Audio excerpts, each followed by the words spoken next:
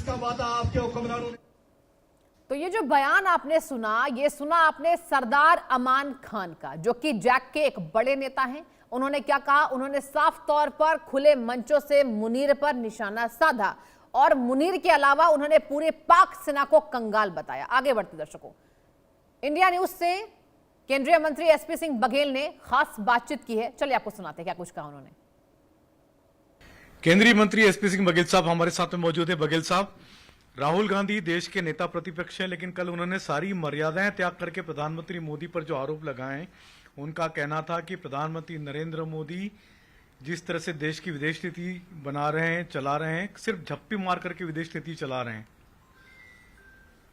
ये बेबुनियाद आरोप है और राहुल गांधी ने ये कोई पहली बार नहीं किया।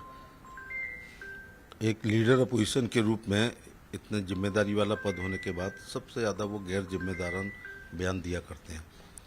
देश और विदेश में अक्सर वो प्रधानमंत्री को लेके अभद्र टिप्पणियां किया करते हैं, संवैधानिक संस्थाओं के खिलाफ बोलते रहते हैं और जो विदेश नीति को फेल बता रहे हैं।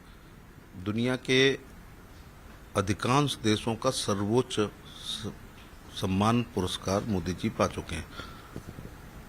भारत दुनिया के किसी भी देश के नेता को इस तरह सभी देशों ने सम्मानित नहीं किया है। तो दुनिया के देशों का सम्मान देने का मतलब ये है कि वो मोदी जी की नेतृत्व को भी पसंद करते हैं और अंतर्राष्ट्रीय रिश्तों में मधुर होने के बाद ही वो देश, मित्र देश ही इस प्रकार का सर्वोच्च सम्मान देता है। तो ये सर्वोच्च सम्मानों की संख्या बहुत बड़ी संख्या है।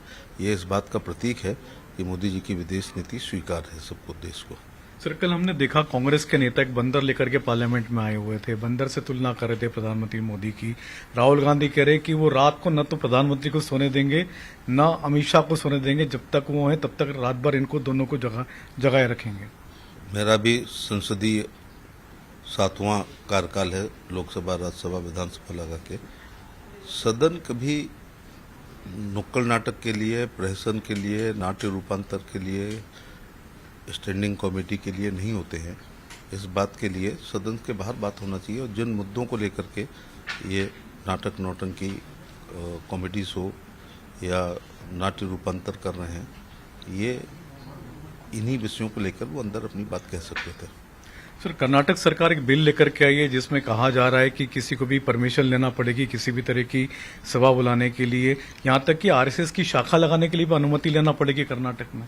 ये निश्चित तौर से कर्नाटक में भारतीय जनता पार्टी और संघ का जो बहुत विस्तार है, बीजेपी वहाँ कई बार सरकार भी बना चुकी है, तो उसके लिए ये बिल ठीक नहीं है और ये डेमोक्रेसी के खिलाफ है। एसपी सिंह बघेल, जिनका कहना है कि राहुल गांधी को ऐसी हरकतें नहीं करना चाहिए। प्रधानमंत्री नरेंद्र मोदी को दुनिया के कई देश अपने सर्वोच्च सम्मान से नवाज चुके हैं और प्रधानमंत्री नरेंद्र मोदी के लिए इस तरह की भाषा का प्रयोग उचित नहीं है। कैमरामैन राजेंद्र के साथ संजय शर्मा, इंडिया न्यूज दिल्ली। और आगे बढ़ते बड़ी खबर आपको बताएं, नीट यूजी 2026 पेपर लीक का ये